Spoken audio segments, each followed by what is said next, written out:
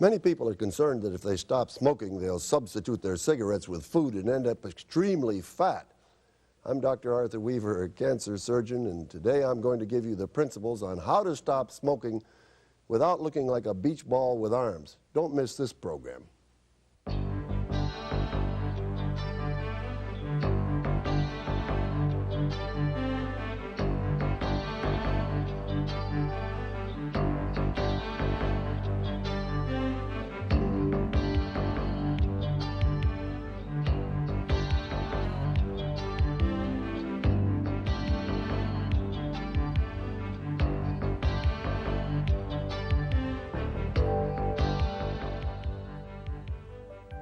Well, welcome back.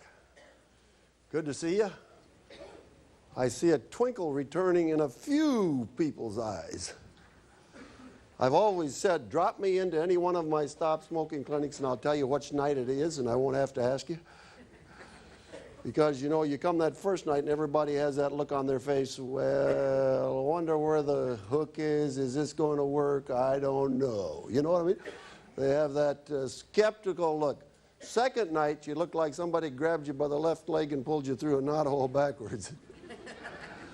And then as the week wears on, I can see, it's in the eyes, I think. The twinkle begins to return to the corner of the eyes, and it isn't all back yet. Some of you look still quite distressed. You too.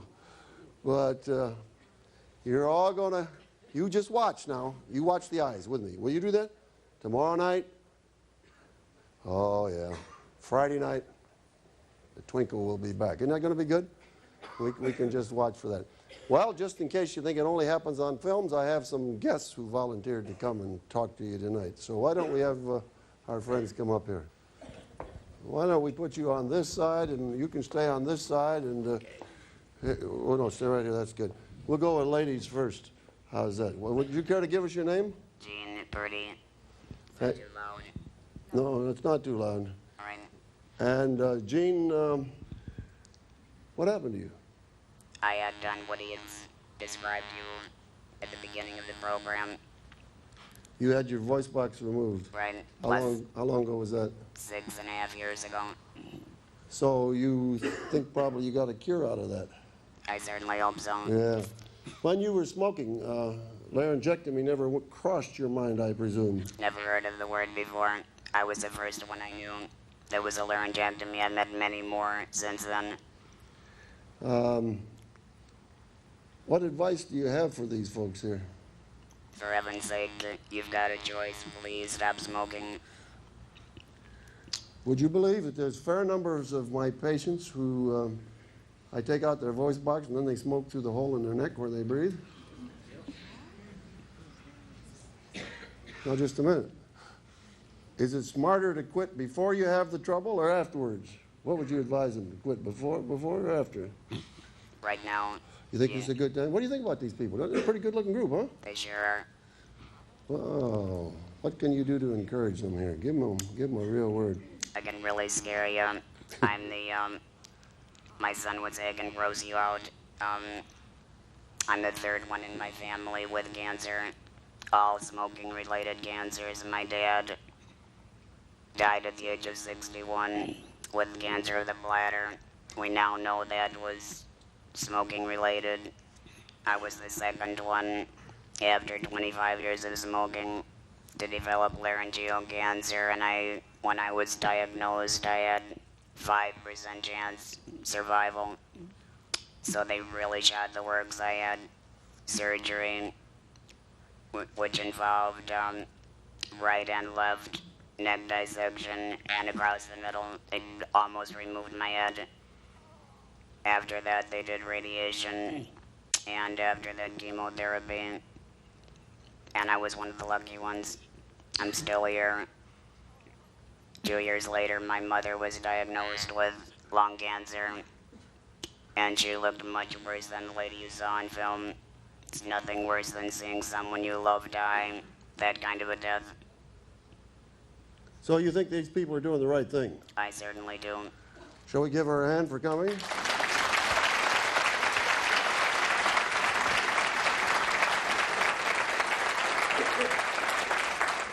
Now, for your information, the type of speech she's using is electrolarynx. It's a battery that makes a little beeper sound, and then she holds it against her throat, and she's able to articulate that sound. There's several ways people learn to speak. Maybe we should bring someone with a puncture. We have a esophageal speaker here. Puncture also. Well, you have the puncture I too. have both, yes. So you can I can you do can do a it. little a little double talk. Right. Okay. How long ago did you have your It'll laryngectomy? be 7 years in March. You want to tell us your name? My name is Rod Jennings. I had my surgery, 7 years ago in March. I was very fortunate that I did not have to undergo chemo or radiation. The surgery seemed to take care of it all. But I do a lot of work now trying to convince other people not to smoke and also not to drink, because they go hand in hand. And it's not just adding together the chances, but it is doubling and multiplying the chances if you smoke and drink both. So that's my message. Give up the cigarettes now and try to cut down on the liquor if you are drinking. Well, what do you think about that advice? Think that's good advice?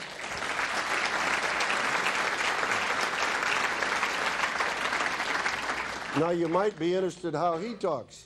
You see, he has a little tube that goes through from his trachea into his esophagus. Well, you brought one along to show them. And this is a little one-way valve so that the fluid can't get into his trachea, but he can blow air into his esophagus. And then that vibrates back there in his pharynx. He doesn't have vocal cords anymore, and he articulates that vibrating pharynx or esophagus. Oh, yeah. Well, you can see the hole that he has here and the little tube that's stuck in it. So maybe you enjoy the technical aspects of this presentation as well. Well, we appreciate you folks coming, and thank you very much. Let's give them a hand. We appreciate you coming. Thanks a lot. God bless. Okay? Thank you. You might mention if there's any swimmers or singers in the group that's gone forever also. No swimming, no singing, she says, once this done. But you can have a distinctive type of speech. Thank you for coming.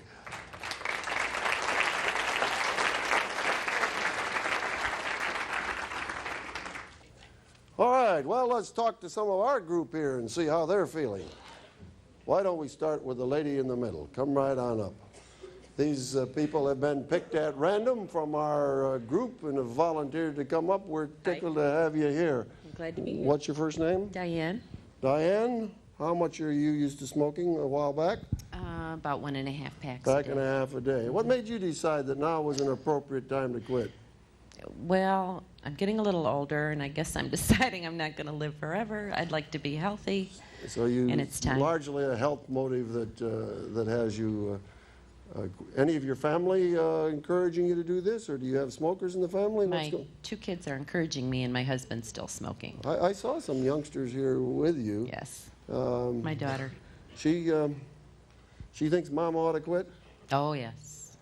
Maybe that film will help her to see that Mama is going to do it, I think. I see you're wearing your button real brightly there. I wore it to work, and I'm wearing it here. And, So how has the program been going? pretty well. I feel better today. Yesterday you felt a little worse. Yesterday, I went crazy. Today, I had urges kind of in waves. Uh-huh. And I would, it seems, forget about it for a while, and then all of a sudden, the urge would come on me. So it's better. What symptoms did you have in particular? I'm very nervous. Just Very nervous. Just sort of shaky, and Yeah. And I seem to be plugged up all day today. your head was plugged. Yeah. No headache, though. No headache. No. Aren't you proud of her? She's wearing her button proudly. Thank you. All right, let's have this gentleman right here. How do you do, sir? How are you, sir? Where's your button? I slipped Oh, today? today. You got off the first day, and today, what happened? I don't quite know how to explain it, but I went and bought a pack of cigarettes and I had a cigarette. Not just Similar to another program I was in that I didn't make too good a success until just recently.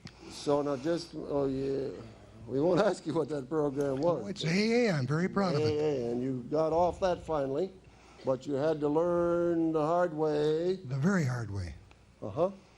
So now let's go back to this moment you went to buy the cigarettes. What went through your mind at that moment? What was the thinking? I think it was boredom. I'm a widower and I'm retired. I had too much free time on my hands. How much are you used to smoking? 2 packs a day. Uh-huh. And you went and bought a pack of cigarettes. I certainly did. That's hard to believe, isn't it? And then you smoked 1 cigarette. That is correct. And what'd you do with the rest of the pack? They're at home. What do you think, folks? Well, he put his button in his pocket, but I think he's going to chuck those things when he gets home tonight. What do you think? I will try. I will do it. What's your first name? Art. Same Art? as yours. Art. Yeah, that's a good name. That's what I tell my patients. Everything I do is a work of art. Anyway, listen. We're going to check in with you tomorrow night. You promise to be here? I certainly do. We're going to find out about you. What do you think? You think he can make it? Yeah. Get rid of those cigarettes. Let's give him a hand. Okay, thank you very much. Woo, come on. As I tell you, we pick them at random. You see, we didn't stack the deck, huh? That should be proof. Hi, what's your first name? Pat. Pat. How much were you used to smoking, Pat? Oh, about 2 packs a day. About 2 packs a day. And how's the program been going for you? Not too bad. Little bit tired today. A little bit tired. Yesterday you weren't tired, No. but today you are tired. Anybody else tired here? Well, you're not alone, at least. You know, I came here Monday just out of curiosity. You came here out of curiosity. I mean, what you mean curious about what? Whether you were going to wave a magic wand and I was going to quit smoking. And you found out it didn't work that way. It doesn't work that way. But something must have happened. I see you're wearing a button here. You got religion there that first night. That's did you? right. I decided to pack my own chute. I think that's. I think that's a tremendously good attitude. What symptoms have you had while you're quitting? It hasn't been too bad, but I have to keep a cup with the straw and with the fruit juice by me constantly. And you keep snipping on that every once in a while. Yeah. I think that's a lot better than going out and buying a pack of cigarettes. Right. So that's the one thing that's been my crutch right now. Now, let's compare yesterday with today for you. What would you say would be the difference between yesterday and today? Today, I didn't seem to be as nervous. I didn't need to chew on a pencil as bad, but I was more tired. You can die with splinters in your intestines, if you understand. Okay. Well, don't you think she's doing good? Let's give her a hand. Thank you for coming. 38 years smoking. 38 years of smoking. You started when you were 2. Okay. Let's have this gentleman right here. Greetings. What's your name? Stan McNiff. Stan, how much were you used to smoking? When I smoked, it was about a pack a day. Where's your button?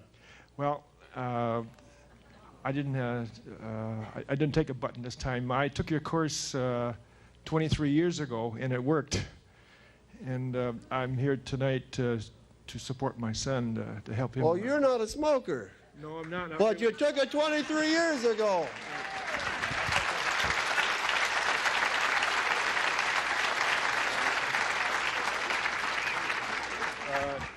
In those days, you said I choose not to smoke. Right. Well, we changed that a little bit to I love being free from smoking. We got sort of a positive. We changed it from a little negative to a positive attitude. Right. You remember that pretty well then. Oh yes. When was that? It was 23 years ago, 1967. Isn't it interesting? People always remember when they quit smoking. It was 3 o'clock on the 24th. I had people come up and tell me, you know, years later, the day that, where was the place? It was in, I lived in Redford Township, then you came over to the school. We did one in the school there. That's right. Well, I'm glad to see you. You see, we did take them at random, didn't we? But 23 years success. That's right. And you're glad you quit. No question about it. Let's give that Quality of man. life is much better. Let's give, and you're here to support someone else. That's right. Isn't that great? Let's give him a big hand. You remember last night we had this feller up here? I told him he had to come back tonight. Now, what was the story you were giving me last night here? What was that name again? My name is Fred. Fred, yeah, Fred. That was it. Okay. And as it seems to me, we had some kind of lame brain excuses or something. What was that? About the stress? Yeah, about the stress, right. And what had happened? Well, I don't know if that's a lame brain. Maybe it wasn't, but it sounded to me like an excuse. No, I think it was for real. I didn't go to work today. I just. I went to work for about a half an hour. And then you left. Well, I concentrated. I really want to make this thing work. And so I thought it was more important to quit smoking than to worry about dealing with something else. Let me tell you this. He made a very important decision. Can I share a story with you? And I'll make the same offer to you. One night I was putting on a stop smoking clinic in Milwaukee. And well, I've put these things on in a lot of places. I put them on in Karachi, Pakistan. I put them on in Taipei, Taiwan. And we put them on in Phoenix. I only go there in February. And we put them on in several other places. But this one was in Milwaukee. A few interesting things. In those days, I used to carry around a bucket with some organs in them, and I had this lung, and it was interesting. When I went through the, to check in at the airplane, you know, the fellow says, "What do you have in that bucket?" And I said, "You don't want to know."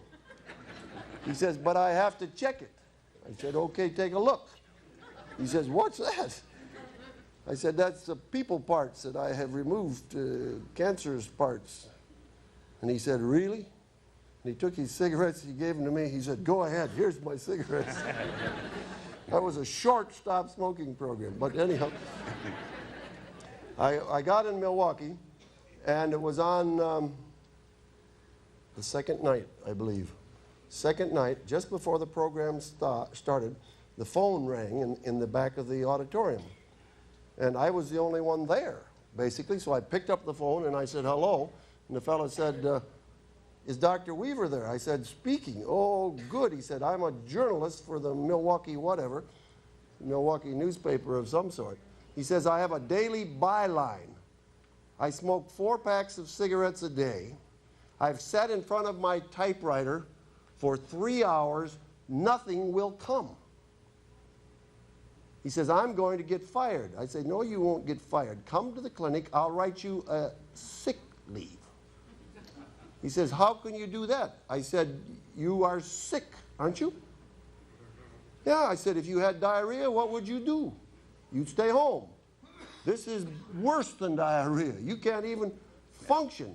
Not only that, I'd rather give you sick leave now than write your sick leave when you have your cancer of your throat or cancer of the lung.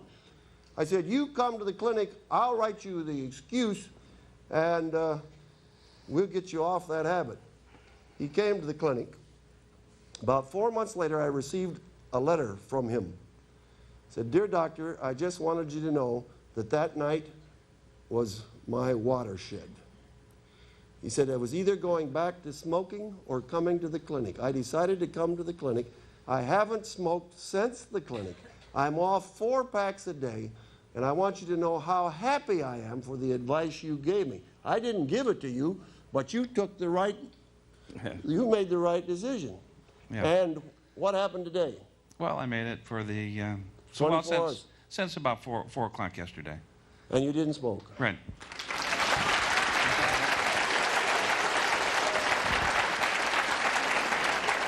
And you were, as I remember, a 3-pack a day smoker. Right. Right. Personally, let me present you Well, thank you with very his much. buddy. Let's give him a big hand. Isn't he wonderful? Let's give him a hand.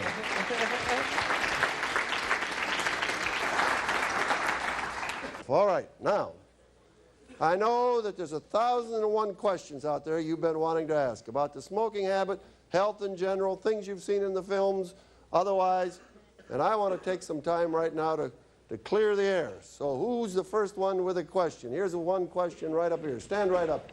And they'll come and they'll get you on the thing here. Yes, go ahead. I want to know if you ever smoked. You want to know if I ever smoked? A lot of people want to know that. I guess the assumption is that if you never smoked, you couldn't help anybody stop smoking. But I point out to many people that there are a lot of obstetricians that are men. And very few people choose their psychiatrist by the number of years he's been in the mental institution. And I must admit that I never was an established smoker. I did try corn silks once and decided it wasn't very good. But if I can put your mind at ease, I've helped over 100,000 people stop smoking.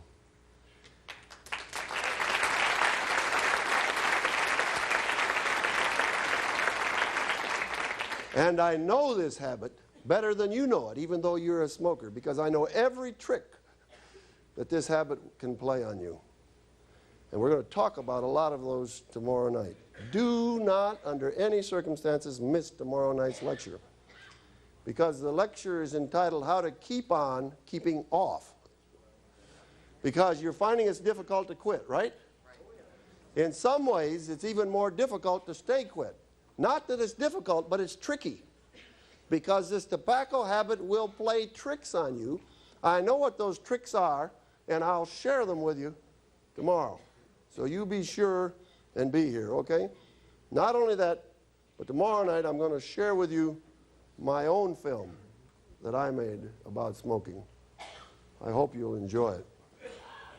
All right. Other questions? Yes, right here in the back. Let's get this gentleman. Go ahead, sir. I have noticed that I have gotten a sore throat, and it's stayed with me since I came off the cigarettes. Didn't have it before. It's been there since I've been off smoking, and then obviously the excessive tiredness and confusion and all that good bit. You've had all those things, but the sore throat. Let me point out something to you, and perhaps we can answer your question. Anybody else here notice that they're getting a sore throat? Several people. Many of you that haven't had it already will get one about tomorrow. I'll tell you what happens. Every smoker has a sore throat. But because smoke is somewhat anesthetic, they don't know it. I can tell a smoker when I look in his mouth. I don't even need to ask him. It looks red. It looks irritated. It looks sore. But because he's smoking all the time, he's kind of got the nerves dulled there. Do you understand what I'm saying? And he doesn't feel it. Once he quits smoking, he begins to feel the sore throat. And it takes usually a few weeks for that inflammation to get out, because the sense of sensation returns much quicker than the inflammation clears up. Now, some people are probably noticing they're also coughing more than they did before they quit smoking. Same principle applies. Two different things happen. Number one, sensation returns to the bronchus, okay? But in addition to that, there are little hair cells down there. Remember, we talked about those the other day, that clear out the mucus. They completely go to sleep when you smoke. They cease to work. Now, when you stop smoking, if the hair cells are still present, they'll grow back later most of the time. If they're not there, they begin to beat. Now you've got the sensation, and you've got the crud coming up from the bottom. Do you understand what I'm saying? So you start to cough and clean it out. And that may take several weeks before you get... Did you ever clean out the basement and notice there wasn't much dust down there until you begin sweeping? Well, basically, it's the same type of thing that happens here.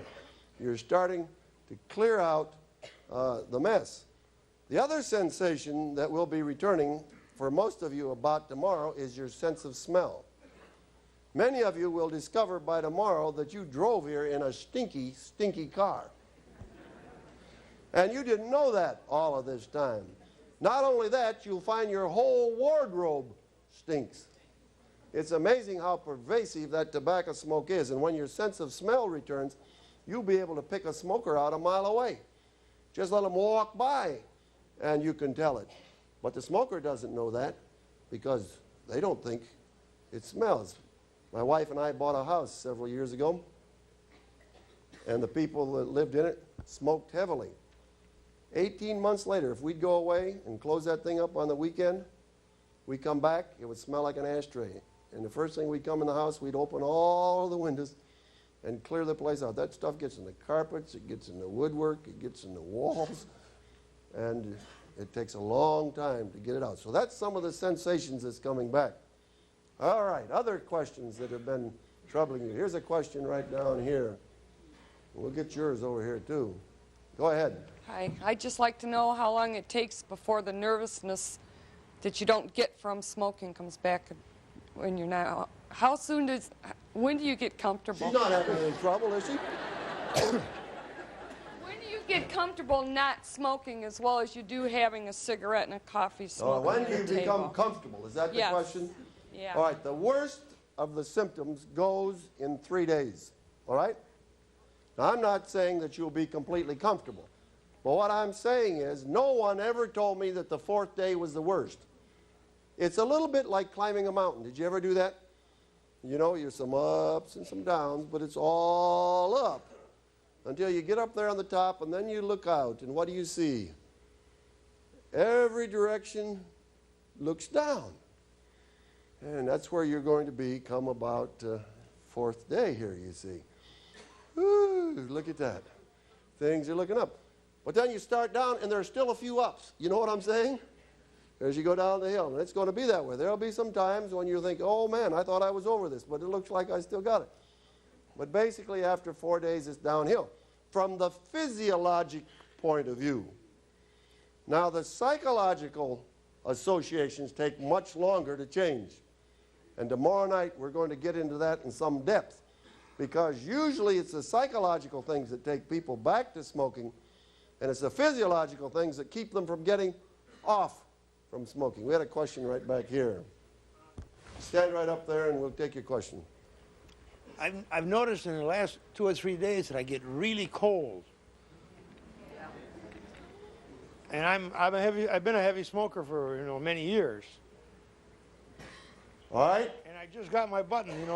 I've only been off for a total of about 26 hours. All right, let me tell you, thank you. Many changes take place when you quit smoking. The main effect is right down in the deepest part of your brain called the hypothalamus, where all of the mechanisms are controlled. You know, it's in the autonomic nervous system. You might want to call it the automatic nervous system. Aren't you glad we have that? You know, if you stood up and we didn't have that, you'd faint. But you stand up, your blood vessels in your feet contract, your heart gives a little extra squeeze, all because of sensations that come from your carotid arteries and tell them, hey, I need more blood. Up here, it's all automatically handled. Aren't you glad that when you eat, you don't have to say, I think I want a little more trypsin, throw in some lipase, I'll take some of these other enzymes. A little more hydrochloric acid, please. No, it's all automatically handled. Your temperature control is all automatic. And your emotional control is largely automatic. That's why some people have giddy spells, etc. So temperature control is one of those things. Some people get warm. Some people get cold. Some people think they're going through menopause. But that will clear up. Now, there's a couple of things people ask me about that they don't want to stand and talk about. One of them is, lady says, what do I do about all this gas? And another one says, I'm having diarrhea. Yeah. Your gut tract is also under automatic or autonomic control. And when you stop smoking, it may be slow in moving things along. gas accumulates because bacteria accumulate that make the gas. I don't know what to do. Live outside, I think.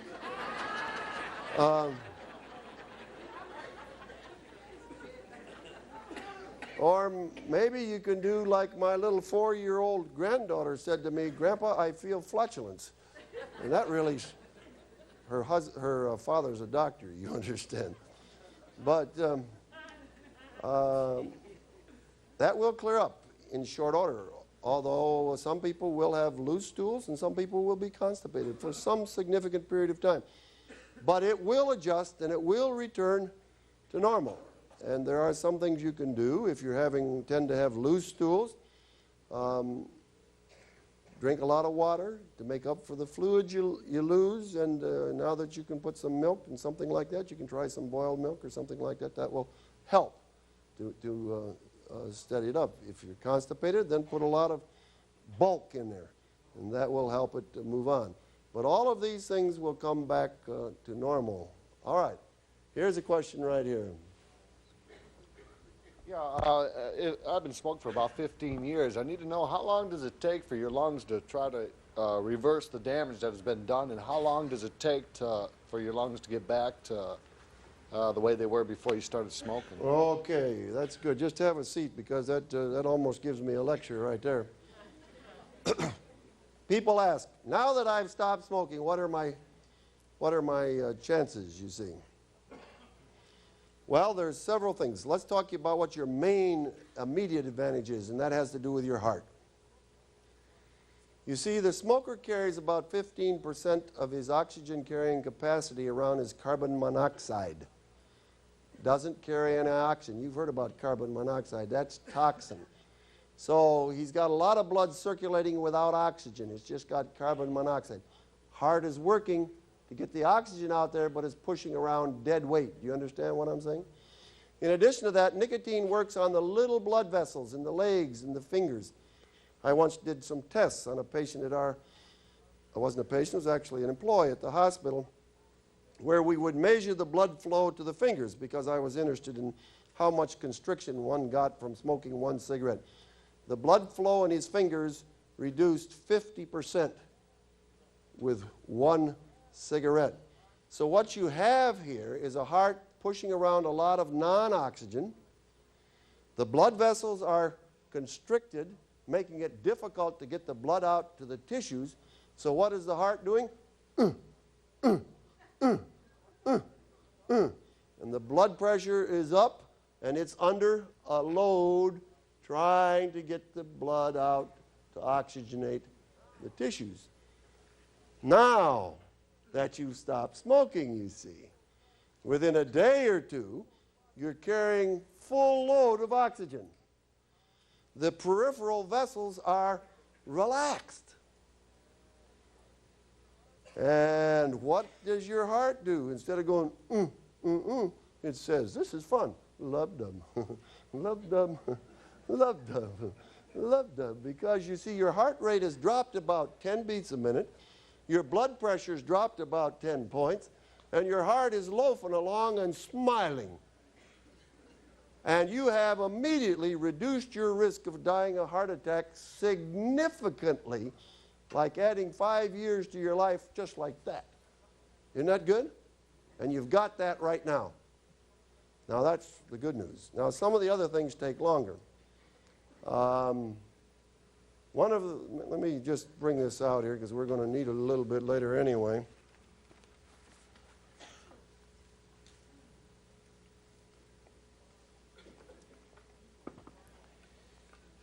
As far as the lungs are concerned, I pointed out to you that the cilia, if they're gone, it takes a while for them to come back.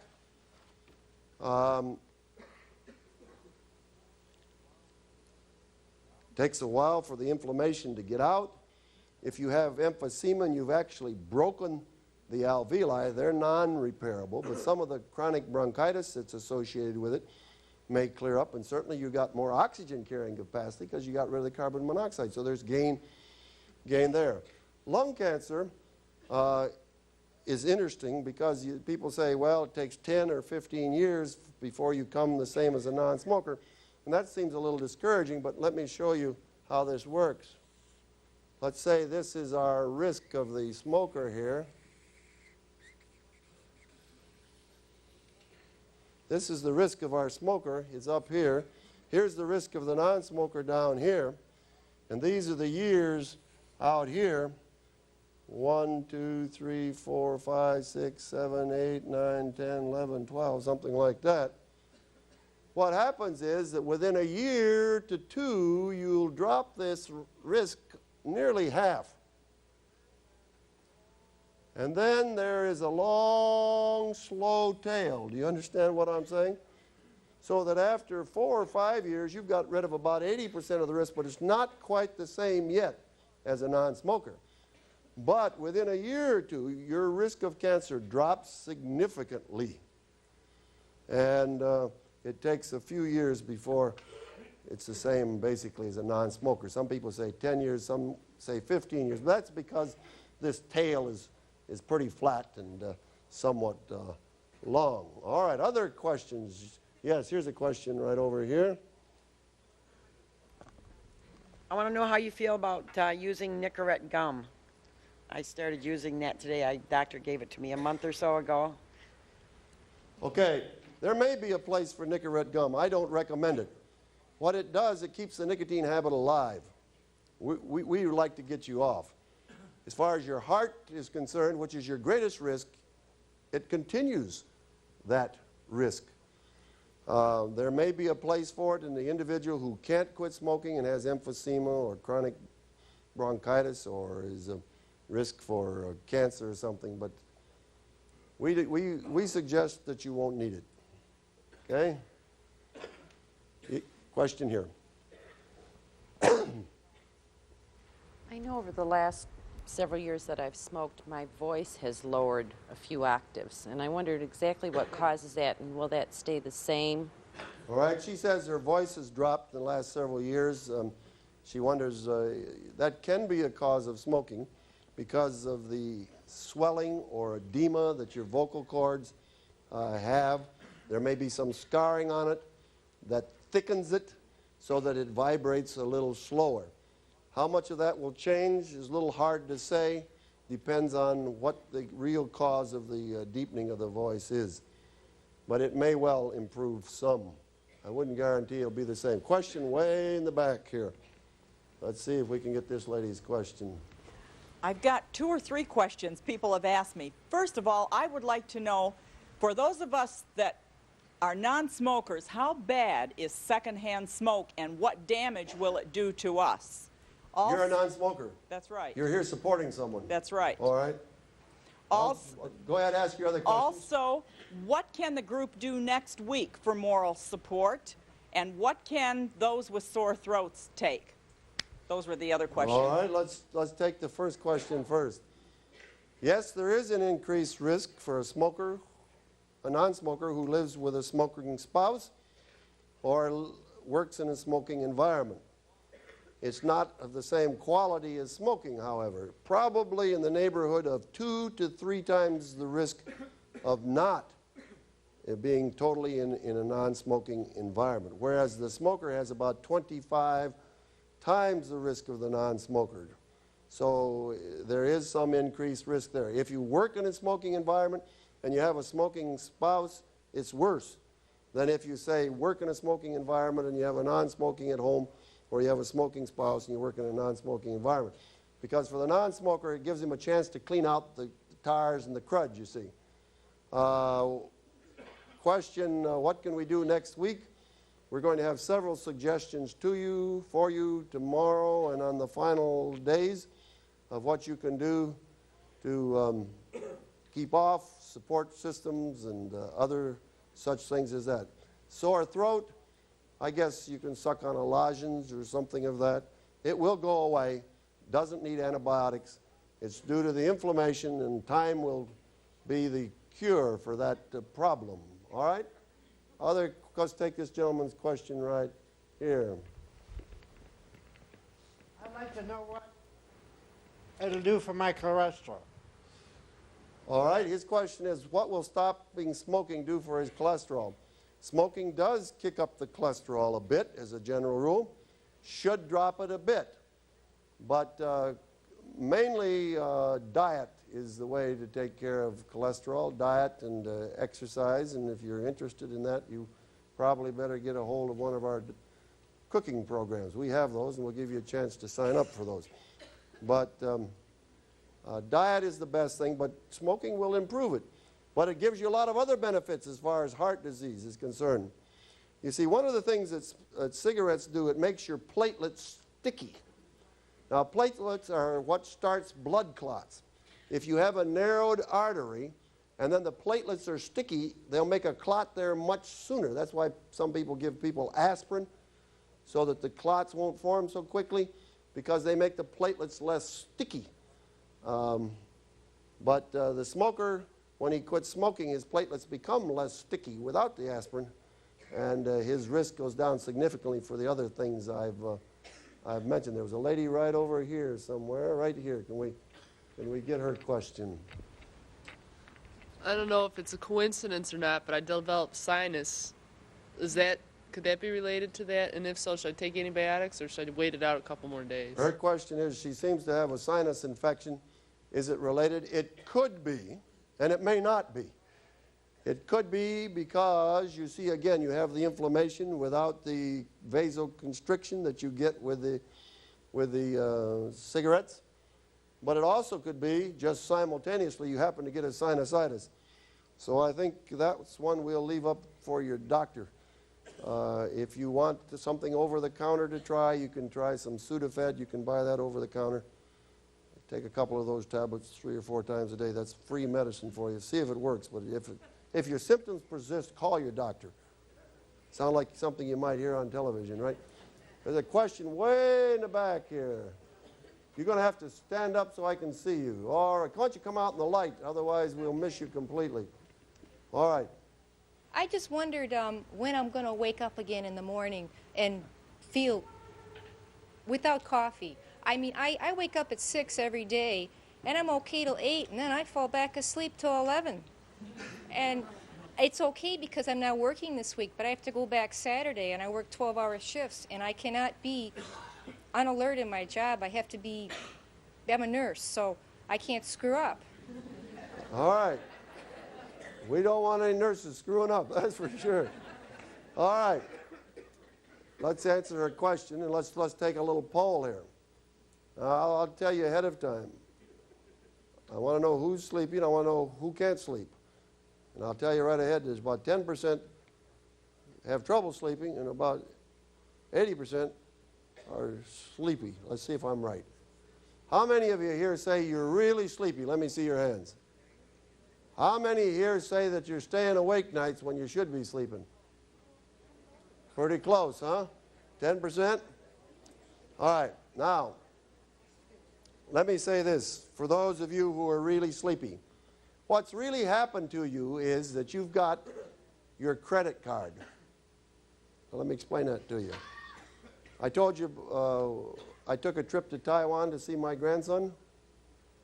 You know what? We kept putting it on our credit card. And it was a lot of fun. It wasn't any trouble, you know?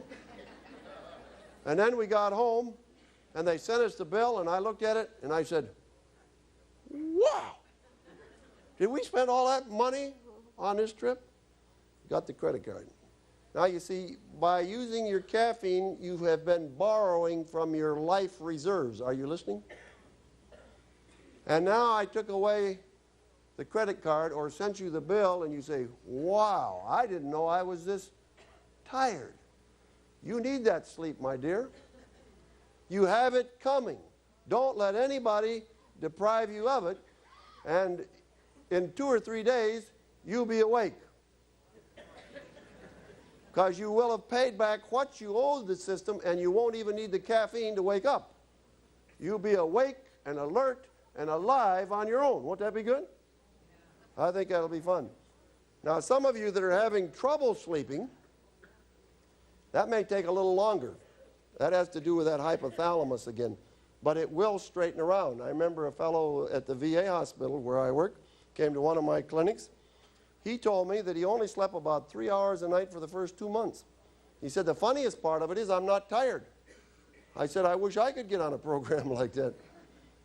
but he squared around and was perfectly all right, and he didn't go back to smoking.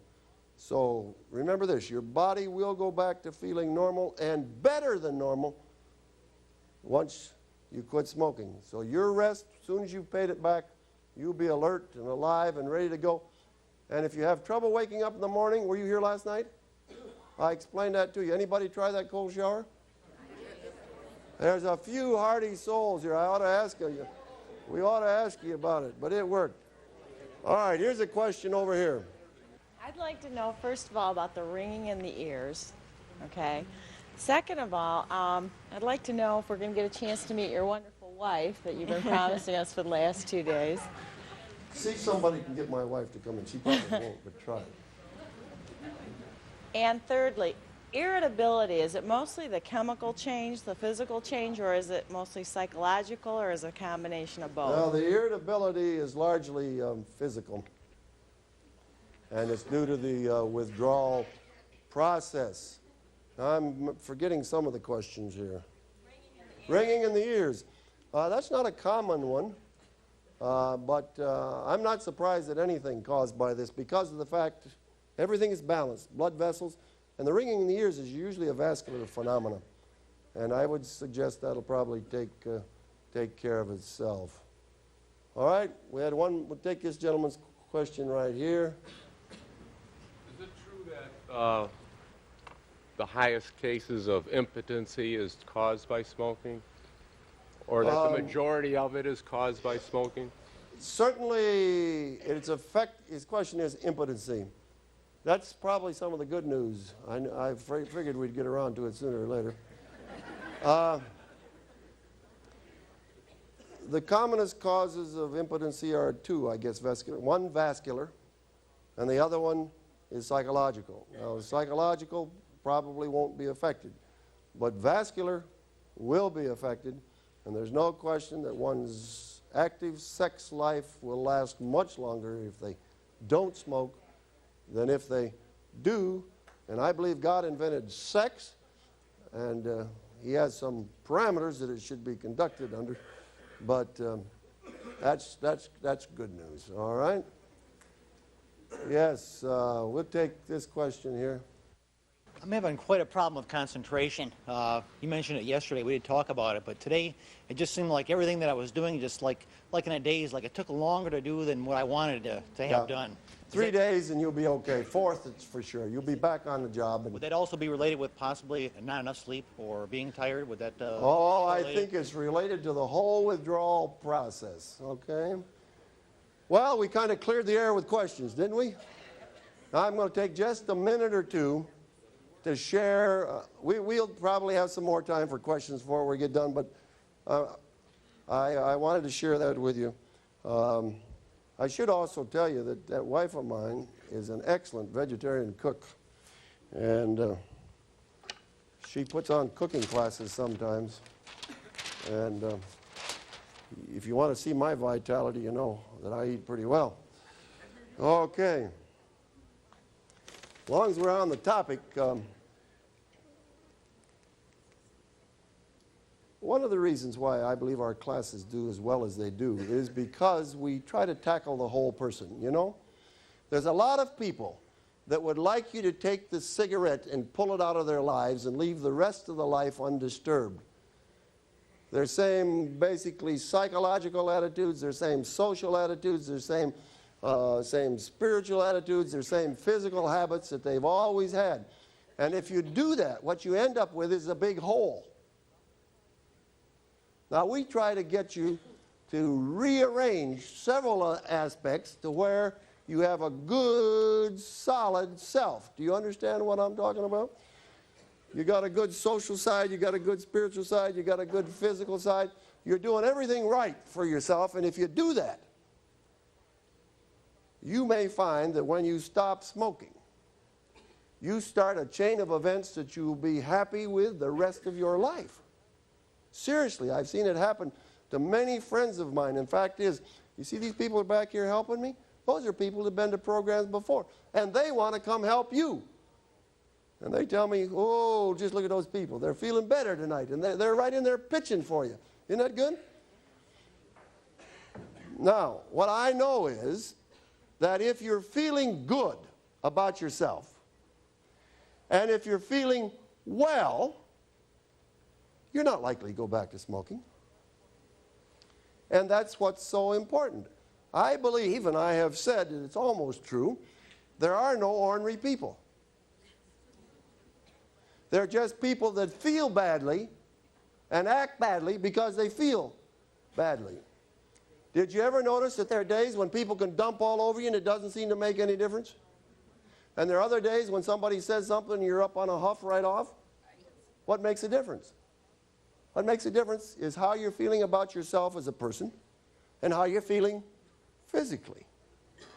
It also makes a big difference how you feel about yourself once you quit smoking. If you're feeling good about yourself, if your ego system is intact, you feel good about your spiritual self, you feel good about your physical self, you feel good about your mental self, you have good social relationships.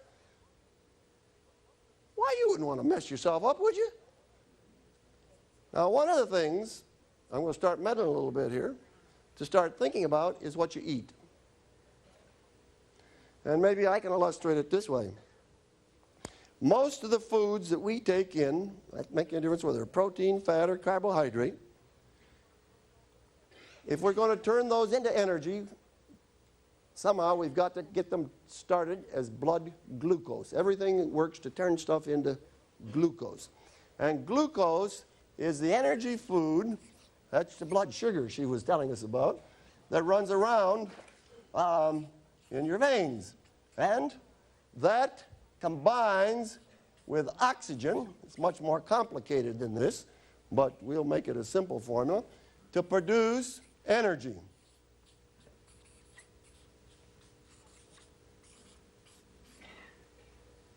Now, if this is burning cleanly, you feel pretty good.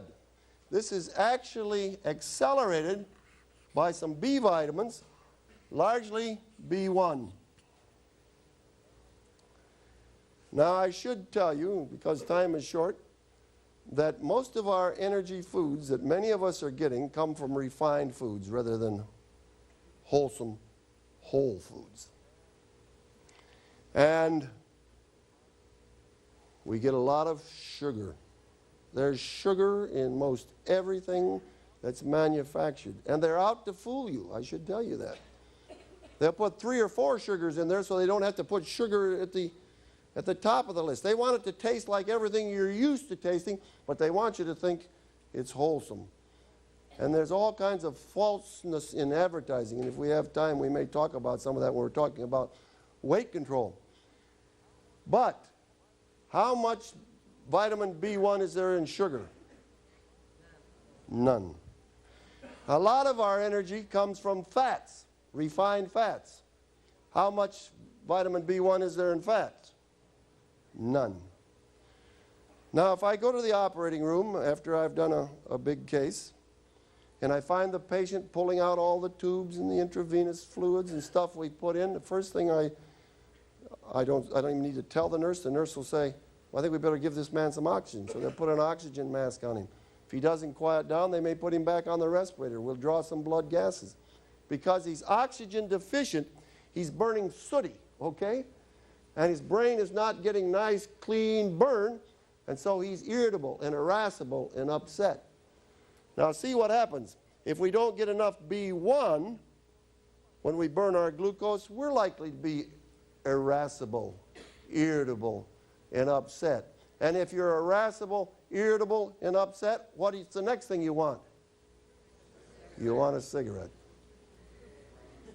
You want a cigarette. An interesting study was done in a hospital in Minneapolis. This actually happened. A fellow decided he was going to check on the neuromuscular benefits of vitamin B1. So he went to the typing pool in the hospital. He counted all the mistakes the typist made. Then he got permission from the hospital medical librarian to put them on a B1 deficient diet. And then he was going to count the mistakes they made to see how much difference it made when they didn't have adequate B1. He came back about the 3rd day, and the medical record librarian threw him out. and said, get out of here with your miserable experiment. This actually happened.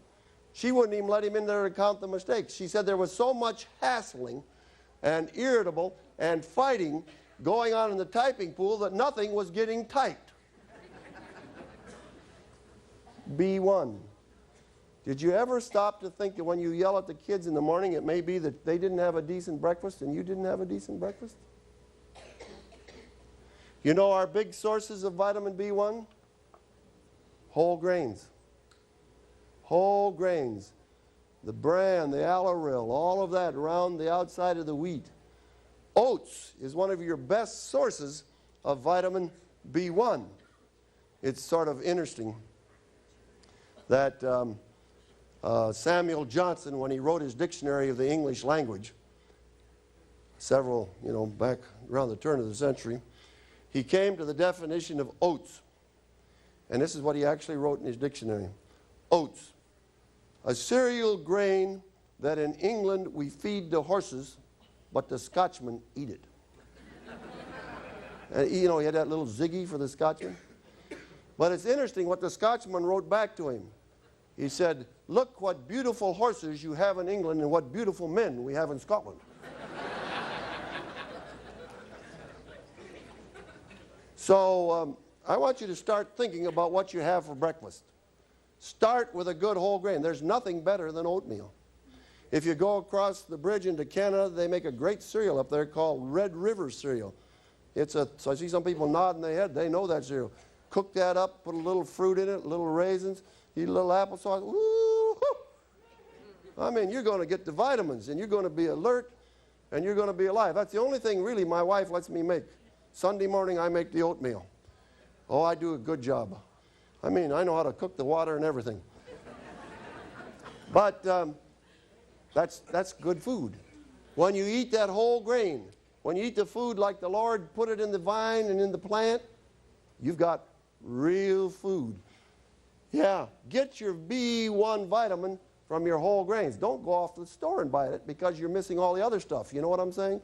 The bran, the fiber, the minerals, the other vitamins that you need that they've taken out of the food.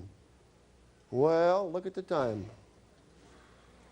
Goes whizzing away, doesn't it, when you're having fun? How do you feel? You're glad you're quitting smoking? Do you love being free from smoking? We better say it. I love being free from smoking. Now that's God bless you and good night. But if you haven't quite quit, stick right around. The rest of you slip out quietly. I'm going to come down and have a little conversation with you. Please don't leave if you haven't got it made.